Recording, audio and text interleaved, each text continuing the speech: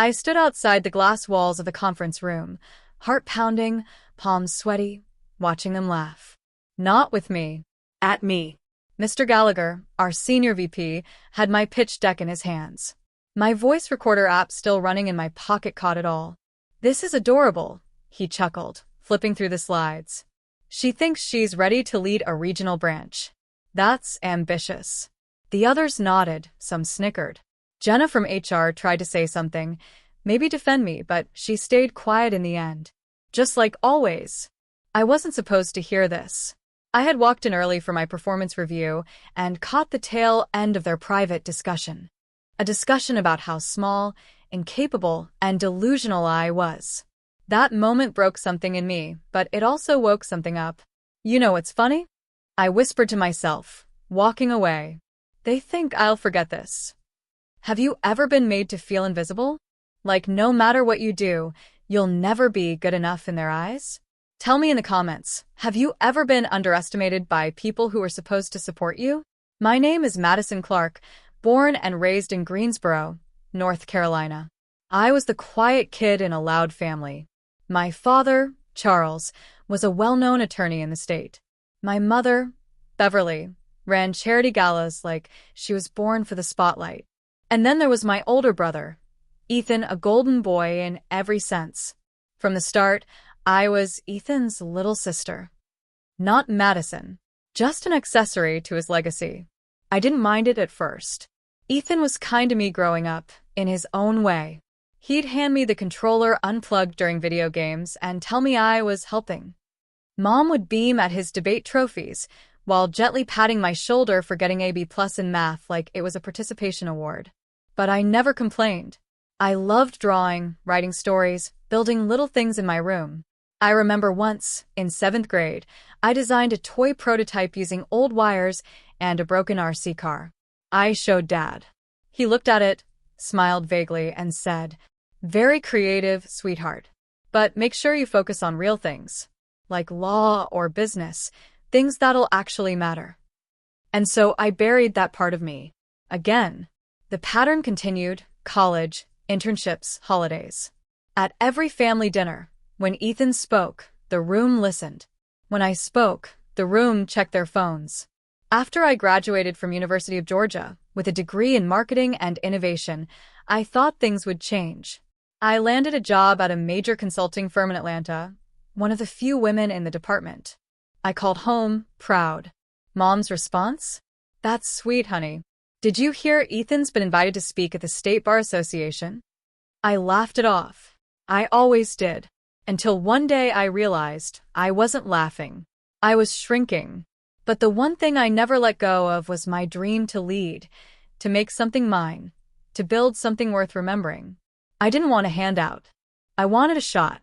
And all I ever got was silence. The first real sting came during our annual Thanksgiving dinner at my parents' home in Charlotte. Ethan had just gotten promoted to a partner position at his law firm. The whole dining table clinked glasses and toasted to his success like it was a national holiday. I'd been promoted too, just a month earlier, to lead strategist at Kronos Insight, one of the fastest-growing consulting firms in the Southeast. I brought it up between bites of cranberry sauce. "I actually got promoted too," I said with a small smile. Dad glanced up. "That's great, honey." He went back to cutting his turkey. No toast. No follow-up. Not even a second look. But I told myself maybe I was overthinking it. Then came the team review meeting at work about 6 months later. My project, the Green Path Revamp, which brought in over $1.2 million in client returns, was being discussed by upper management. I expected praise. Instead, Nathan Rivera, my team's junior consultant, yes, junior, was being applauded as the driving force behind its execution. I sat there stunned, trying to piece together if I had missed something. I hadn't. I checked my presentation logs, my Slack messages, my timestamps. I had led every single strategy, run every call, and pulled 2 all-nighters finalizing the rollout. But all I got in that room was, "Madison, thanks for supporting Nathan's vision." Supporting? When I confronted my manager, Jillian, later that week, she smiled that corporate smile that makes you want to scream. Look, I know you're talented, but Nathan has a way of presenting confidence. You tend to undersell yourself. I didn't know what to say. I felt like I had been erased from my own story. Worse still, Ethan began calling me more frequently, but not to check on me. Can you look over this brand strategy for my side project? Hey, I need a deck by Monday. Figure you'd be faster than my assistant. Each time I helped, hoping maybe this time he'd see me. Really see me. He never did. Then came the email. Subject line: Mentorship opportunity. Sent by Senior VP, Alan Gallagher. I opened it, heart racing. They were starting a regional leadership fast-track program and looking for internal nominations. My name was on the shortlist. I smiled for the first time in weeks. 2 days later, I overheard Alan in the hallway telling Jenna from HR. She's enthusiastic, but let's be honest, she doesn't have the presence for leadership. She's the kind of girl who keeps the trains running, not the one driving them. That comment, it cracked something deep. It wasn't just a few missed toasts or backhanded compliments anymore. It was systemic. It was real. They didn't see me. And worse, they didn't want to. It was a rainy Tuesday morning, February 14th, ironically Valentine's Day, when it all unraveled. I was asked to present a company-wide innovation proposal to the board at Kronos Insight. This was my shot, my one real chance to step into visibility. I had worked on the Pitch Revive initiative for nearly 4 months. Late nights, missed weekends, a dozen redrafts. This wasn't just a presentation, it was proof. Proof that I was more than support. I was the mind behind the vision. The night before the big day, I stayed up perfecting it. Everything was ready. Slides, printouts, product prototypes. I even practiced in front of a mirror, adjusting my tone, my posture, my delivery. I was ready. But the next morning, when I logged into the company portal to download my final version, it was gone. Replaced. Not edited, replaced. Instead of my clean, data-driven deck, there was a modified version, with Nathan's name listed as lead strategist. I froze. I checked the logs. Someone had accessed the shared drive at 2:37 a.m. Nathan. He had exported my file, modified the author tags, and uploaded it as his. I ran to Jillian's office in a panic. He stole my deck. The whole thing, my work, it's mine. I have timestamps, backup files, emails. She didn't even blink. Calm down, Madison. Let's not make this emotional. Emotional? He stole my pitch. You know that project was mine from start to finish. She sighed. Look, Nathan's already in the room. He's presenting as we speak. You'll have a chance to talk to Alan afterward, but you can't barge in now. Something inside me broke. Or maybe it ignited. Without another word, I turned and walked straight toward the conference room. The glass was slightly fogged from the heat inside. I stood at the door, watching Nathan up on the screen, presenting my story, the customer personas, the market entry strategy, the phased rollout, word for word. And I saw Alan, nodding, smiling, impressed. I pushed open the door. Every head turned. The room fell silent. Excuse me, I said, voice steady but shaking beneath. Before you continue, I'd just like to ask one question.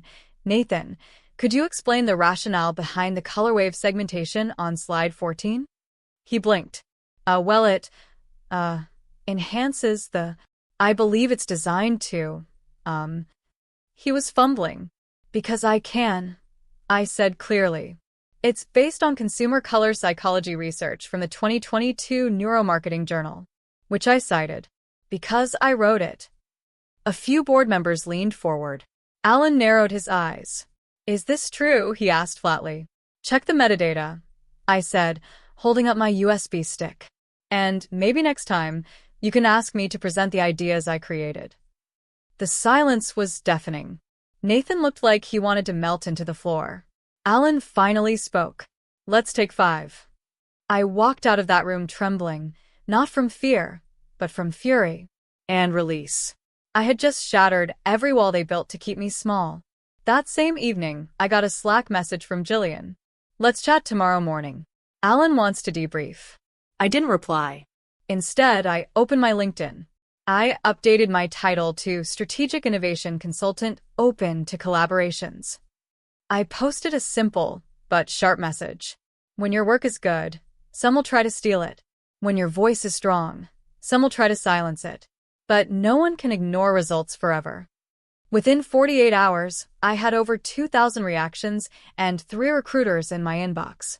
But I wasn't done. The real confrontation came a week later, at Sunday brunch, at my parents' house. Ethan was there, of course, with his fiancée Claire, basking in post-engagement glory. Mom had set up balloons. Dad was pouring mimosas. Me? I had shown up for one reason only, to finally say what I had swallowed for years. I waited till dessert. I turned down a promotion last week, I said calmly. They all looked up. They offered me Nathan's position after I exposed him for stealing my pitch. I said no. Ethan smirked. Why? Afraid of the spotlight. No, I said, making eye contact. I'm just done proving myself to people who never saw me to begin with. Mom frowned. Madison, don't turn everything into a statement. I smiled. Calm. Measured. But every word was steel. That's rich, coming from the woman who planned a whole engagement dinner for her son and didn't even ask her daughter about the biggest week of her life. Sweetheart, don't be dramatic. No, Mom. I'm being clear. For once. I reached into my purse and placed a photo on the table. It was me, age 13, holding a school certificate. Best Creative Innovator. I was beaming. In the background, Mom and Dad were turned toward Ethan, who was showing off a baseball trophy. This was the first time I realized you weren't proud of me. Not really. Not unless I acted like Ethan.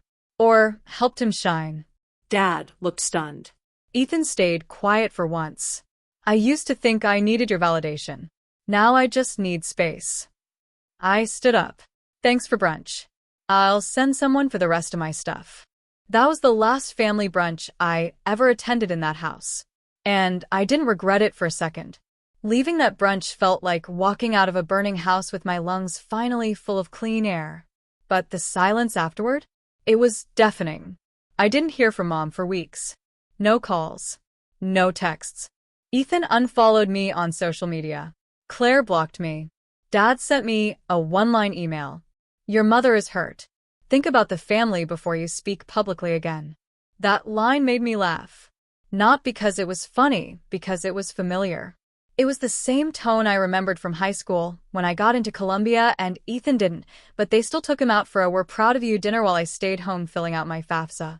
The pattern had always been there, I just hadn't wanted to see it. But not everyone disappeared.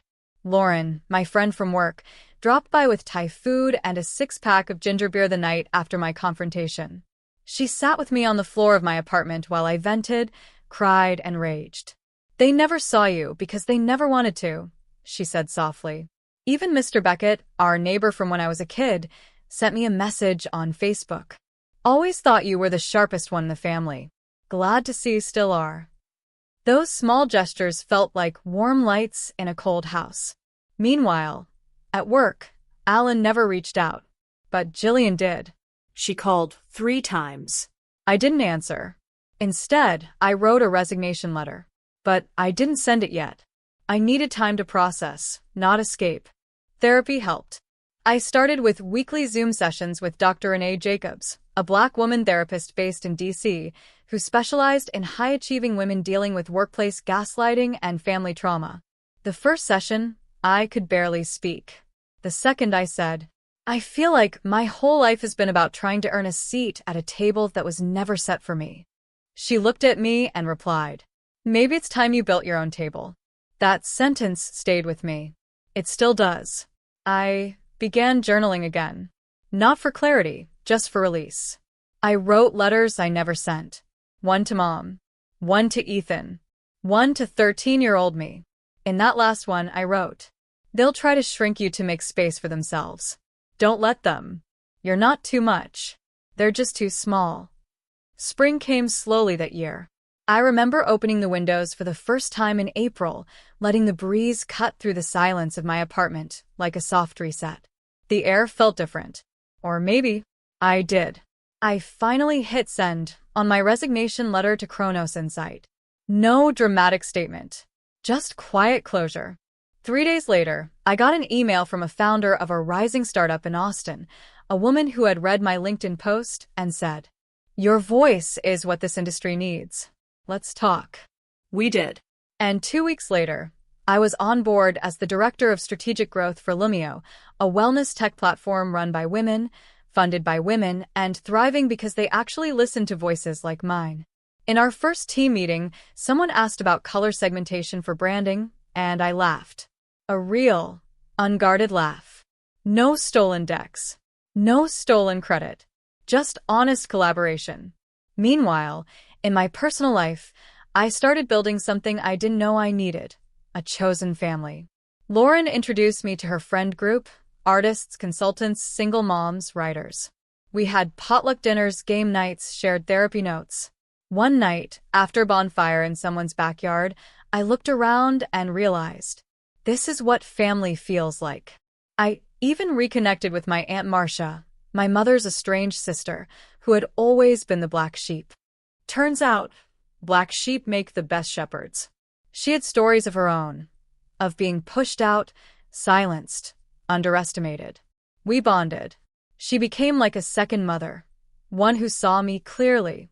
And I started something else too, a community blog titled Unmuted, Stories from the Other Sibling. I published my first essay. The day I realized being the good daughter meant being invisible. Within a week, I had hundreds of shares. Messages from women who whispered truths they were too scared to post aloud. We weren't alone. We were just unheard. Until now. If you've made it this far, thank you. Maybe you've been the overlooked one, the reliable one, the sibling they never celebrated, the employee they always depended on but never promoted. Maybe you've spent years shrinking just to fit in someone else's comfort zone. If that's you, let me say this clearly. You don't need anyone's permission to take up space. You are not too loud. You are not too emotional. You are not difficult. You are just unwilling to be erased, and that's powerful. If this story resonated, drop a candle in the comments. Let me know where you're watching from. And if you've ever been underestimated, tell me how you proved them wrong. Because I promise you this. Family isn't who shares your last name. Family is who claps when you win, even when they're not in the photo. Don't forget to like, subscribe, and most importantly, stay unmuted. We need your voice.